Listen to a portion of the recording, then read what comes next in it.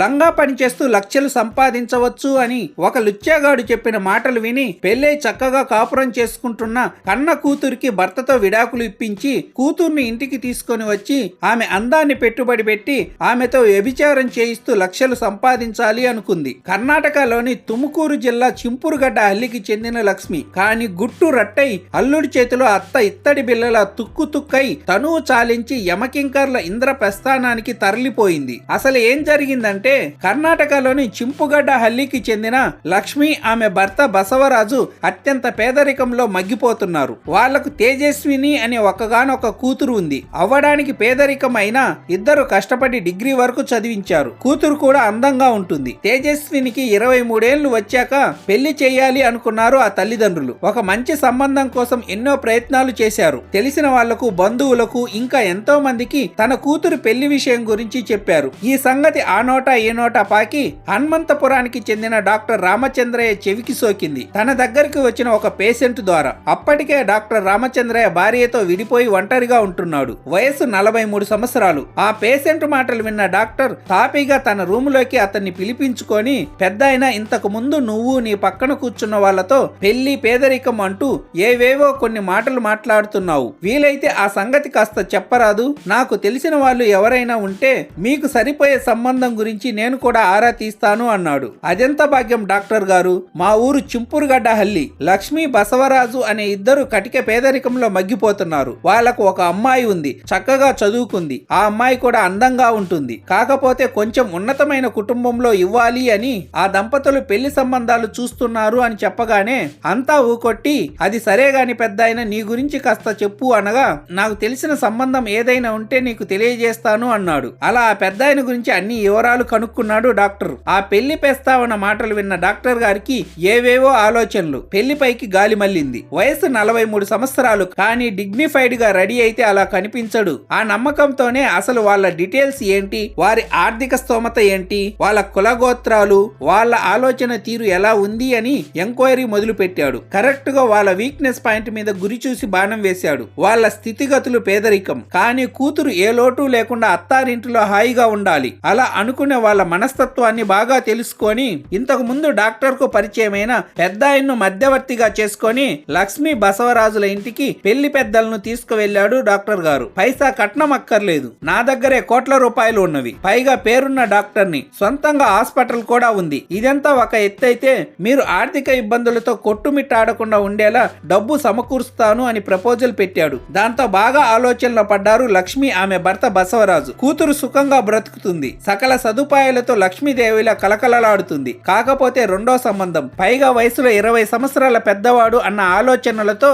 నసుగుతున్నారు ఆ పిల్ల తల్లిదండ్రులు. కానీ డాక్టర్ రామచంద్రయ్య, పిల్ల అందంగా ఉంది, ఎవరైనా వచ్చి ఎగరేసుకపోతే ఇక నా జీవితం ఎండమావి నీడలా అయిపోతుంది అన్న భయంతో వాళ్లకు డబ్బు ఆశ చూపి పెళ్లికి తొందర పెట్టాడు. వాళ్ళ మాటలు వీళ్ళ మాటలు విని కాస్త మెత్తబడ్డ పిల్ల తల్లిదండ్రులు పెళ్లికి ఒప్పుకున్నారు. వెంటనే పెళ్లి కూడా జరిగిపోయింది. డాక్టర్ రామచంద్రయ్యతో కలిసి లక్ష్మి కూతురు తేజస్విని సుఖంగా కాపురం చేసుకుంటుంది. ఆ దంపతులకు ఒక కూతురు కూడా పుట్టింది. ఇప్పుడు ఆ కూతురికి 3 సంవత్సరాల వయసు. డాక్టర్ రామచంద్రయ్య భార్యను ఎంతో అపురూపంగా చూసుకుంటున్నాడు. హాయిగా గడిచిపోతుంది వాళ్ళ జీవితం. ఇలా ఉండగా లక్ష్మి భర్త తాగుబోతు. ఆమె చూస్తే డబ్బు మనిషి. ఆ విలాసవంతమైన ఇల్లాలు ఎవరితోనైనా అవాక్కులు చవాక్కులు పేల్చుకుంటూ సిగ్గుమాలిన పనులు చేస్తూ ఉండేది. ఒకరోజు లక్ష్మి తన కూతురు తేజస్విని తీసుకొని సిటీకి వెళ్ళింది. అక్కడ లక్ష్మికి బాగా పరిచయం ఉన్న వ్యక్తి వాళ్ళిద్దరిని చూశాడు. వాళ్ళ మధ్య బాగా చనువు ఉంది. ఆ చనువుతో డబ్బు కోసం ఆశపడి కూతుర్ని ఒక ముసలోడికి ఇచ్చి పెళ్లి చేశావు.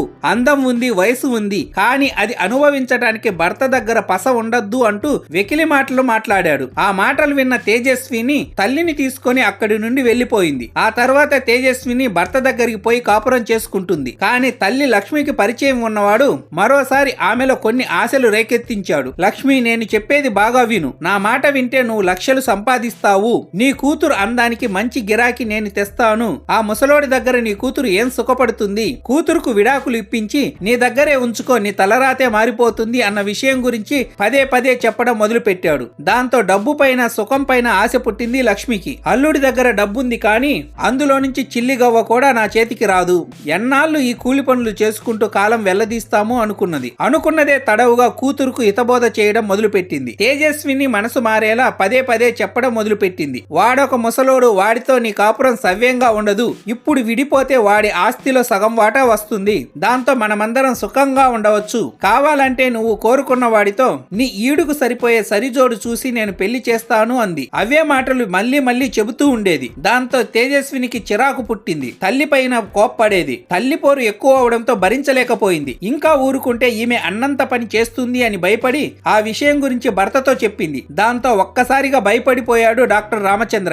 నా అత్త చాలా చిల్లర మనిషి, కంత్రి వేషాలు కూసిని ఎక్కువే, వగలమారి ఏడుపులు ఏడ్చి కూతురు మనసు మార్చినా మారుస్తుంది. ఆ పైన నా కూతురు నా భార్య నా నుండి విడిపోతే నా పరిస్థితి ఏందని భయపడ్డాడు. అలాంటి పరిస్థితిని భరించలేకపోయాడు. ఎలాగైనా అత్తను అడ్డు తొలగించుకోవాలి అనుకున్నాడు. ఇలా ఉండగా 2 నెలలు గడిచాయి. కానీ అత్త తీరులో ఎలాంటి మార్పు రాలేదు. ఇక ఎలాగైనా అత్త పని పట్టాలి అనుకున్నాడు. టైం కోసం ఎదురు చూస్తున్నాడు. ఆగస్టు 3, 2025న అత్త తన కూతురికి ఫోన్ చేసి నేను నీ దగ్గరికి వస్తున్నాను, నిన్ను మనమరాల్ని చూడాలి అనిపిస్తుంది అని చెప్పింది. ఆ విషయం భార్య ద్వారా తెలుసుకున్న డాక్టర్ హాస్పిటల్ కు వెళుతున్నాను అని చెప్పి కారులో బస్టాండ్ దగ్గరకు వెళ్ళాడు. ప్లాన్ ప్రకారం ముందుగానే కొనిపెట్టుకున్నాడు ఆ సెకండ్ హ్యాండ్ కారును. ఆ కారును కొన్నది కూడా తనకు బాగా తెలిసిన సతీష్ అనే వ్యక్తి పేరు మీద. ఆ సెకండ్ హ్యాండ్ కారు ఇంకా సతీష్ పేరు మీదకి రిజిస్ట్రేషన్ అవ్వలేదు. పాత ఓనర్ పేరు మీదే ఉంది. ఆ కారులో సతీష్ ను అతని ఫ్రెండ్ కిరణ్ ను ఎక్కించుకొని బస్టాండ్ లో ఉన్న తన అత్తను కూడా ఎక్కించుకున్నాడు. అలా ఎక్కించుకున్న తరువాత సిటీకి దూరంగా ఉన్న కొండ ప్రాంతంలోకి తీసుకువెళ్లాడు. అలా వెళ్తుండగా అనుమానం వచ్చిన అత్త, అల్లుడు ఎక్కడికి ఇలా వెళ్తున్నాం, మీ ఇంటికి తీసుకుపోకుండా ఎక్కడికి తీసుకుపోతున్నావు అంటూ వాగుతూనే ఉంది అత్త.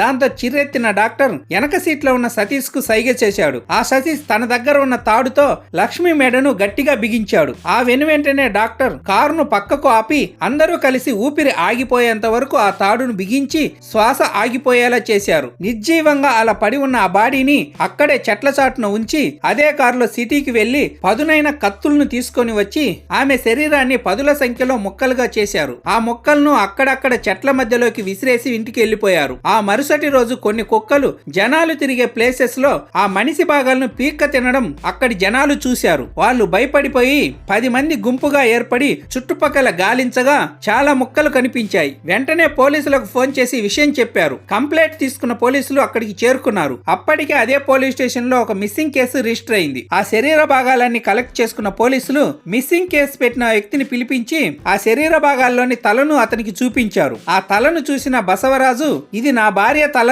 అని చెప్పాడు. దాంతో సెల్ ఫోన్ సిగ్నల్ ఆధారంగా లక్ష్మి ఫోన్ స్విచ్ ఆఫ్ అయిన ప్లేస్ నుండి శరీర భాగాలు కనిపించిన ప్లేస్ వరకు మొబైల్ సిగ్నల్స్ ను ట్రేస్ అవుట్ చేయగా అల్లుడు రామచంద్రయ్య భాగోతం బయటపడింది. మొదట్లో కాస్త బుకాయించినా లోపలేసి 4 తగిలించేసరికి నిజం చెప్పేశాడు. నా భార్యను నా కూతుర్ని నా నుండి దూరం చేయాలని చాలా ప్రయత్నించింది మా అత్త, అందుకే అడ్డు తొలగించుకున్నాను అని చెప్పేశాడు. డబ్బుపై సుఖంపై ఆశ పెంచుకొని ఒక కన్న తల్లి కూతురు జీవితాన్ని విచ్ఛిన్నం చేయాలనుకుంది. కానీ చివరకు తనే శాశ్వతంగా యముడి దగ్గరకు వెళ్లిపోయింది. ఈ మహా ఇల్లాలిపై మీ అభిప్రాయాన్ని కామెంట్ చేయండి. అలాగే వీడియో నచ్చినట్లయితే లైక్ చేసి షేర్ చేసి సబ్స్క్రైబ్ చేసుకోండి. Thank you.